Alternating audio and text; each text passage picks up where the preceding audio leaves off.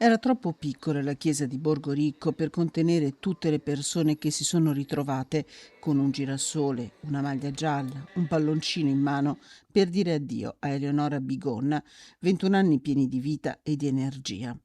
Tantissimi giovani e tantissimi amici si sono stretti a mamma Paola, papà Gianni, alle sorelle Alice e Lucrezia, al fidanzato Giacomo.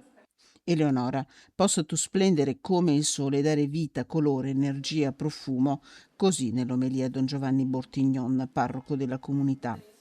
Straziati da un dolore impossibile da descrivere, i presenti hanno voluto rispettare la vitalità di questa giovane donna morta contro questo muretto mentre tornava a casa con il cuore gonfio di felicità per il 30 e lode del suo ultimo esame prima della laurea allo UAV.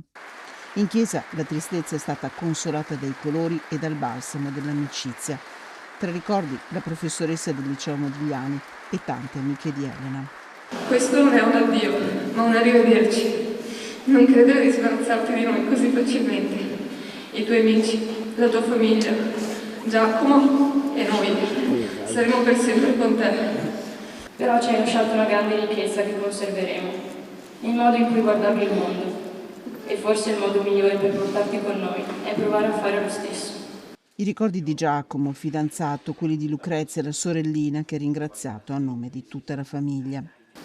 Veramente grazie, io non mi butterò giù assolutamente, non mi butterò mai giù e lo farò per lei.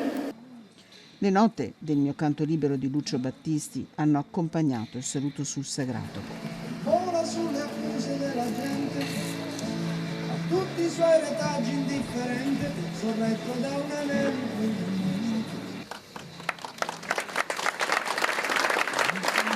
È papà Gianni a far volare il primo palloncino giallo, uno spruzzo di colore che invade l'azzurro del caldo cielo di una giornata di dolore. Tra i presenti anche il presidente della regione Alberto Stefani e il sindaco di Borgoricco Gianluca Pedronna, che si sono stretti alla famiglia. Al termine della celebrazione, Eleonora lascia il sagrato della chiesa di San Leonardo. La giovane riposerà nel cimitero di Borgoricco.